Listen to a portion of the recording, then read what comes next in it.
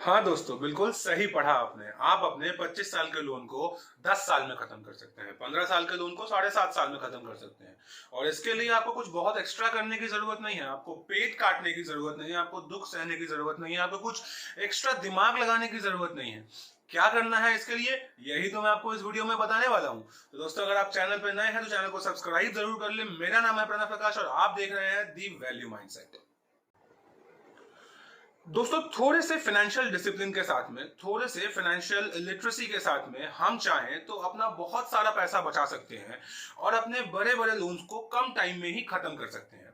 मनुष्य नॉर्मली बहुत आगे नहीं देख पाता है फ्यूचर में। मतलब कि अगर मैं ज्यादातर लोगों से पूछूं कि 5 साल के बाद आप अपने आप को कहां देखते हो या 5 साल के बाद आप कितना पैसा कमा रहे होगे, तो हम लोगों के लिए सोच पाना बहुत मुश्किल होता है और हम जनरली अपने आप को अंडर पोटेंशियल पे ही रखते हैं। मतलब कि पॉसिबल है कि 5 साल के बाद मैं 5 लाख महीना कमाना शुरू कर दूं, बट मैं वहां तक पहुंच नहीं पाऊंगा। मैं आज की परिस्थिति को ही एक्स्ट्रापोलेट करके आगे के बारे में सोचने की कोशिश करता हूं। मतलब अगर ऐसा है कि आज मेरा इनकम महीने का 50,000 रुपए है, तो मैं बहुत से बहुत 1 लाख रुपए तक पहुंच पाऊंगा 5 साल के बाद में, ऐसा मुझे लगता है। जो कि सत्य नहीं है, जो कि सच नहीं है। इंसान कई बार एक्सपोनेंशियली ग्रो करता है, बहुत तेजी से बहुत आगे बढ़ता है। तो क्या है, अपने आप को हम बहुत सेफ रखने की कोशिश करते हैं। 50 लाख का लोन है घर का, उसको हम 20 साल के लिए तक, तो 20 साल तक खींचने की कोशिश करते हैं ताकि कम ईएमआई रहे, कम बर्डन रहे। और ये सही भी है कुछ हद तक। इंसान को अपने इनकम के हिसाब से ही अपने एक्सपेंसेस देखने चाहिए, अपने चादर के हिसाब से ही अपनी पैर फैलानी चाहिए। बट जब हर साल आपकी सैलरी ग्रो करती है, आपका बिजनेस ग्रो करता है, आपका सिस्टम ग्रो करता है, तो आप हर साल अपने ईएमआई को भी क्यों नहीं ग्रो करते हैं? जब आपके पास कहीं से एक्स्ट्रा पैसा आता है, तो वो पैसा आप कहीं पे बैंक में जाके क्यों नहीं देते हैं, ताकि अपने लोन को आप छोटा कर सके, ताकि अपने पैसों को आप बचा सके। और अगर बहुत तेजी से आप ग्रो नहीं कर रहे हैं, बहुत नॉर्मल ग्रोथ रेट है आपकी, हर साल आप 7% 8% से ही आपकी सैलरी या आपका बिजनेस ग्रो करता है, तब भी आप चाहें तो थोड़ी सी फाइनेंशियल डिसिप्लिन के साथ में अपने लोन के टेन्योर को कम कर सकते हैं। और वो कैसे करेंगे, आइए मैं आपको दिखाता हूं। चलते हैं एक्सेल शीट के ऊपर। दोस्तों, ये एक्सेल शीट का लिंक मैंने नीचे डिस्क्रिप्शन बॉक्स में डाल दिया है। आप चाहे तो एक्सेल को डाउनलोड करके यूज कर सकते हैं अपने नंबर्स के हिसाब से और देख सकते हैं कि कितना ईएमआई बढ़ा करके या कितना प्री पेमेंट करके आप कितनी जल्दी लोन खत्म कर पाएंगे, कितना पैसा बचा पाएंगे।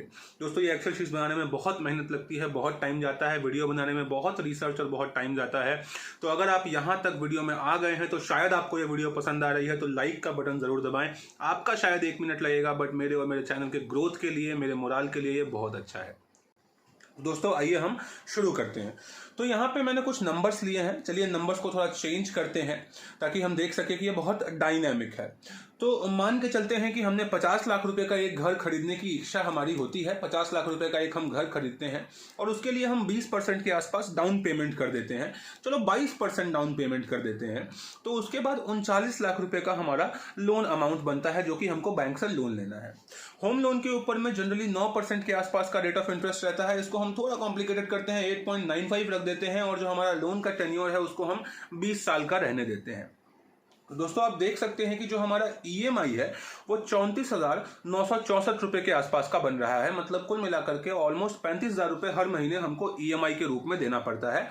और पूरे 20 साल के टेन्योर में 8.95% के हिसाब से मैंने 44,91,000 सिर्फ बैंक को इंटरेस्ट पे कर दिया, जो कि बहुत ज्यादा है दोस्तों। मतलब आप में जितना कैपिटल, जितना प्रिंसिपल बैंक से लिया है, उससे भी ज्यादा आप इंटरेस्ट पे कर रहे हो। 115% आप इंटरेस्ट पे कर रहे हो और आपका लोन पूरा 20 साल तक चलता है। अब समझने वाली बात क्या है कि इंसान की जिंदगी में कई बार ऐसा होता है कि उसके पास एक्स्ट्रा पैसे तो इजीली आ जाते हैं। मतलब आप जॉब चेंज करते हो तो ज्वाइनिंग बोनस मिलता है, आप 2-3 साल कंपनी में काम करते हो तो आपको रिटेंशन बोनस मिलता है, आप काम में अच्छा करते हो तो आपको परफॉर्मेंस बोनस मिलता है, आपका प्रमोशन होता है तो आपको प्रमोशन बोनस मिलता है, आप अगर व्यापार में है तो आपको कोई एक बड़ी डील मिल जाती है, कई बार कुछ एक नया कॉन्ट्रैक्ट मिल जाता है, कई बार मार्केट कंडीशंस अच्छे होते हैं तो आपका काम अच्छा चल रहा होता है, तो आपके पास उतना पैसा आ जाता है कि आप थोड़ा बहुत सरप्लस अपने में से निकाल सकते हो। और चलो अगर उतना नहीं भी आता है तो आप थोड़ा थोड़ा करके हर महीने करके कुछ ना कुछ पैसा इतना आप जरूर बचा सकते हो कि आप थोड़ा सा एक्स्ट्रा पेमेंट बैंक को कर पाओ। तो मैं कितना एक्स्ट्रा पेमेंट करने की बात कर रहा हूं और कैसे करने की बात कर रहा हूं उसको समझते हैं। तो सबसे पहले हम देखते हैं कि यहां पे जो ये लिखा हुआ है ईएमआई हाइक पर ईयर, ये क्या है, इसको हमको समझना बहुत कि ईएमआई हाइक पर ईयर का मतलब क्या होता है कि नॉर्मली जब हम नौकरी करते हैं, नौकरी पेशा लोग हैं, तो हर साल हमारा कुछ इंक्रीमेंट होता है। वो इंक्रीमेंट जनरली 7% से लेकर 15% के बीच में कुछ भी हो सकता है। तो मान लो कि आपकी सैलरी हर साल कुल मिलाकर के 10% से बढ़ती है। अगर अभी आप लाख रुपए कमाते हो तो अगले साल आप 1,10,000 रुपए कमाओगे। तो अगर आपकी सैलरी बढ़ रही है तो अपने ईएमआई को आप क्यों नहीं इंक्रीज करते हैं? माना उस प्रपोर्शन में आप नहीं कर सकते हैं, बट कुछ तो इंक्रीज करना चाहिए ना। क्यों करना चाहिए? क्योंकि अगर आप उसको इंक्रीज नहीं करते हैं तो जो पैसा आपने एक्स्ट्रा कमाया है, बहुत ज्यादा पॉसिबिलिटी है कि उस पैसे को आप अपने लाइफस्टाइल को इंप्रूव करने में लगा दोगे। एक्स्ट्रा शॉपिंग, एक्स्ट्रा घूमना, एक्स्ट्रा मूवीज, एक्स्ट्रा खाना, ऐसा कुछ हो जाएगा और उस पैसे का कुछ सार्थक इस्तेमाल नहीं हो पाएगा। तो आइए मानते हैं कि इस साल आपकी सैलरी जो है वो 10% से ग्रो करी और ऑन एवरेज हर साल 9% से तो ग्रो कम से कम करेगी ही। तो मैं अपने ईएमआई को हर साल सिर्फ 3% से ग्रो करने की बात करता हूं। मतलब मैं बोलता हूं कि मेरा ईएमआई जो है वो हर साल अगर सिर्फ 3% से भी बढ़ जाए तो मैं खुश हूं, मेरे को कोई दिक्कत नहीं है इसमें। तो अगर मेरा ईएमआई हर साल सिर्फ और सिर्फ 3% से भी बढ़ता है तो आप देख पाएंगे दोस्तों कि मैं अपने लोन को कुल मिलाकर के 12 साल में खत्म कर देता हूं।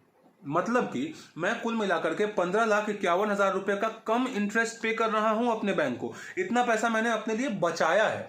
और ये कितना ज्यादा होता है इसको समझने की कोशिश करते हैं। तो पहले एक साल में आपने कितना पैसा दिया बैंक को? ऑलमोस्ट 35,000 रुपए के आसपास। अगले साल आप बैंक को 36,333 रुपए, मतलब आपने कितना इंक्रीज किया? सिर्फ 1,000 रुपए के आसपास, 1,300 रुपए के आसपास आपने अपनी ईएमआई को अगले साल इंक्रीज किया। अगले साल के लास्ट में फिर से आपकी सैलरी बढ़ेगी, कहीं पे 24वें महीने में आकर के आपका इंक्रीमेंट होगा, आपका पैसा बढ़ेगा और आपने ईएमआई को भी फिर से 3% से बढ़ा दिया क्योंकि आपकी सैलरी बढ़ रही थी। तो अब वो जो ईएमआई है वो 37,803 रुपए हो गया। मतलब कुल मिलाकर के 2,000 रुपए के आसपास का, हाँ, कुल मिलाकर 2,000 रुपए के आसपास का आपने अपने ईएमआई को इंक्रीज किया। आप फिर आगे बढ़ते हैं और आपकी सैलरी तीसरे साल में फिर से ग्रो करती है। तीसरे साल में आपका ईएमआई ग्रो करता है। चौथे साल में आपकी सैलरी ग्रो करती है, आपका ईएमआई ग्रो करता है। सैलरी ग्रोथ, ईएमआई ग्रोथ, कुल मिलाकर के अगर आप देखेंगे तो आपका जो आखिरी ईएमआई बनता है वो 65,000 रुपए के आसपास का बनता है। लेकिन समझने वाली बात है कि इन 12 साल में आपने कई बार अपना जॉब चेंज कर लिया होगा, कई बार आपको इंक्रीमेंट्स मिले होंगे, कई बार आपको बोनस मिला होगा, कई बार आपके पास में एक्स्ट्रा पैसा आया होगा। तो अगर आप इस तरीके से इस स्ट्रैटेजी को यूज करते हैं तो आप अपने लोन को जल्द से जल्द खत्म कर पाएंगे और आप इतना सारा पैसा बचा भी पाएंगे। लगभग 15.5 लाख रुपए के आसपास का जो पैसा है वो आप बचा भी पाएंगे। और सिर्फ यही नहीं, चलो अगर आपको 3% ज्यादा लगता है, आपको अपने लाइफस्टाइल में इंप्रूवमेंट करना है, आपको और जगह इन्वेस्ट करना है, आप इतना पैसा स्पेयर नहीं कर सकते हो, तो हम हर साल सिर्फ अगर 2% से भी बढ़ाते हैं तब भी हमारा लोन 13 साल में खत्म हो जाता है और हम 14.5 लाख रुपए के आसपास का फायदा करते हैं। और ये जो फायदा है ये बहुत स्लोली, मतलब कुछ ज्यादा एक्स्ट्रा एफर्ट नहीं डालना पड़ा है और कम एफर्ट में हमने इतना कुछ अचीव कर लिया है। चलो इसके अलावा एक स्ट्रेटेजी हम और यूज करते हैं। साल के अंत में कहीं ना कहीं से आप कुछ ना कुछ करके थोड़ा बहुत सेविंग करते हो। हर महीने का आप 2-2 हजार, 3-3 हजार बचाते हो अपने लिए और उस पैसे से आप एक कॉर्पस क्रिएट करते हो। मैं कहता हूं कि उस कॉर्पस को लेकर के आप हर साल एक एक्स्ट्रा ईएमआई पे करो बैंक को। ज्यादा कुछ करने की जरूरत नहीं है। आप कोशिश करो कि हर साल जो है एक एक्स्ट्रा ईएमआई आप बैंक को पे कर दो। मतलब कि साल के 12वें महीने में, लास्ट के महीने में मेरे पास में जो मेरा ईएमआई है अभी वो 34,964 रुपए का है, तो मैं उतना ही पैसा और बैंक को पे कर देता हूं। अगले साल मैं फिर क्या करता हूं कि 24वें महीने में जो मेरा ईएमआई है वो 36,093 रुपए का है, तो मैं 36,093 रुपए बैंक को और मैं पे कर देता हूं। फिर मैं क्या करता हूं कि मैं 36वें महीने में जाता हूं। 36वें महीने में मेरा जो ईएमआई है वो 37,313 रुपए का है, मैं 37,313 रुपए बैंक को और पे कर देता हूं। मैं 48वें महीने में जाता हूं, मैं यहाँ पे देखता हूं मेरा जो ईएमआई है वो 38,642 रुपए का है, तो मैं 38,642 रुपए बैंक को पे कर देता हूं। इसी प्रकार से मैं हर महीने में एक एक एक्स्ट्रा ईएमआई पे करूंगा। तो अभी तक आप देख रहे हैं कि मैंने सिर्फ 4 साल में 4 एक्स्ट्रा ईएमआई पे करी है और मेरा फिर से जो लोन अमाउंट है वो अब सिर्फ 12 सालों में खत्म हो जाएगा और मैंने सेविंग्स कर ली है 16,57,000 रुपए की। अगर मैं इस स्ट्रैटेजी को यूज करता हूं, अगर हर साल मैं ईएमआई तो छोड़ो एक फिक्स अमाउंट भी देना शुरू कर देता हूं, फॉर एग्जाम्पल लेट्स से कि मैं हर साल सिर्फ 30,000 रुपए बैंक को देना शुरू कर देता हूं, तो मेरा ज्यादा अमाउंट नहीं है, मैं 30,000 रुपए देने को तैयार हूं। या अगर हम इसको और भी कम कर देते हैं, चलो हम कहते हैं कि मैं महीने का 2,000 एक्स्ट्रा और सेव करूंगा और हर साल में मैं 24,000 रुपए बैंक को और एक्स्ट्रा दे दूंगा, प्री पेमेंट कर दूंगा, मैं 24,000 रुपए बैंक को और दे देता हूं और ये मैं हर साल करता हूं। तो मैं इसको थोड़ा सा रिपीट करता हूं। आप देखेंगे कि धीरे धीरे जो हमारा अमाउंट है वो कम होना शुरू हो जाएगा। धीरे धीरे जो हमारी सेविंग्स है वो इंक्रीज होना शुरू हो जाएगी। 5वें साल में मैंने इतना कर लिया, 5वें साल के बाद मैं 6ठे साल में आता हूँ, 6ठे साल में करता हूँ, 6ठे साल के बाद मैं और आगे बढ़ता हूँ, मैं 7वें साल में करता हूँ, इसी प्रकार से जब मैं करना शुरू करता हूं तो आप देख रहे हैं कि मेरी सेविंग्स जो है वो बढ़ती जा रही है, मैं अपने सेविंग्स को इंक्रीज करता जा रहा हूं, मैं अपने लोन के टेन्योर को कम करता जा रहा हूं। तो ये बहुत छोटी छोटी चीजें हैं, बहुत छोटी छोटी बातें हैं जिनको करके आप अपने पैसे को बचा सकते हो, आप अपने लोन के टेन्योर को कम कर सकते हो। और सिर्फ यही नहीं दोस्तों, इस एक्सेल कैलकुलेटर की खास बात क्या है कि जो लोन का मैक्सिमम टेन्योर होता है 30 साल तक का आप लोन ले सकते हैं। तो 30 साल तक के लिए इस कैलकुलेटर को मैंने डिजाइन किया है। मतलब यहाँ पे जो कुल मिलाकर के जो मंथ्स हैं वो 360 तक जाते हैं। तो आपका लोन चाहे 2 साल का हो तब, चाहे वो 30 साल का हो तब, आप हर तरीके से आप चेक कर सकते हैं। आपको अपनी ईएमआई 1% से ग्रो करनी है तो भी आपको ये बताएगा, आपको अपनी ईएमआई 10% से ग्रो करनी है तो भी आपको ये बताएगा कि आप कितना पैसा बचा सकते हैं। कुल मिलाकर के ये कैलकुलेटर आपके हर एक प्रकार के लोन के लिए काम करता है। आपको एक कार लेनी है 18 लाख रुपए की, 18 लाख रुपए की आप एक कार लेते हैं जिसमें आप लगभग 30% डाउन पेमेंट करते हैं, बाकी का आप लोन लेते हैं, ऑलमोस्ट 8% का आपका रेट ऑफ इंटरेस्ट है, आप 7 साल का लोन लेते हैं। ये आपको ईएमआई बताएगा, ये आपको ईएमआई बताएगा। आप अपने ईएमआई को हर साल 4% से ग्रो करते हैं। ये आपको यहाँ पे सेविंग्स बताएगा कि आपने कितना पैसा सेव किया, कितने सालों में अपने लोन को आपने खत्म कर दिया।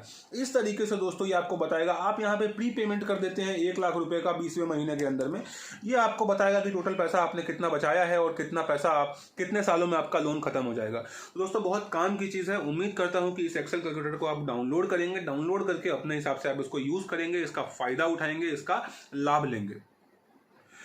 तो इसी के साथ में दोस्तों आज का ये वीडियो हम यहीं खत्म करते हैं। मैं होपफुल हूं कि आपको कुछ नया सीखने को मिला होगा, कुछ नया जानने को मिला होगा, आपके नॉलेज में थोड़ा एनहेंसमेंट हुआ होगा, आपकी थोड़ी आंखें खुली होंगी कि बहुत छोटा करके, बहुत छोटा एफर्ट डाल के आप बहुत बड़ा फायदा आप वहां से निकाल सकते हैं। दोस्तों अगर आपको ये वीडियो पसंद आया है तो कमेंट करके जरूर बताएं। अगर आपको लगता है कि मैं किसी चीज को इंप्रूव कर सकता था, चाहे वो मेरा कंटेंट हो, मेरा डिलीवरी स्टाइल हो या और भी कोई चीज हो, तो उसको भी आप कमेंट करके जरूर बताएं। आपका फीडबैक मेरे लिए बहुत जरूरी है। और दोस्तों अभी मैंने एक और कैलकुलेटर बनाया है जिसके अंदर में मैं आपको बता रहा हूं कि आपको घर खरीदना चाहिए कि नहीं खरीदना चाहिए। तो अगर आप घर खरीदने के बारे में सोच रहे हैं तो मेरे इस वीडियो को जरूर चेकआउट करें। इसी के साथ में दोस्तों आज के लिए इतना ही, मिलते हैं फिर किसी और वीडियो में किसी नए टॉपिक के साथ में। तब तक के लिए सलाम।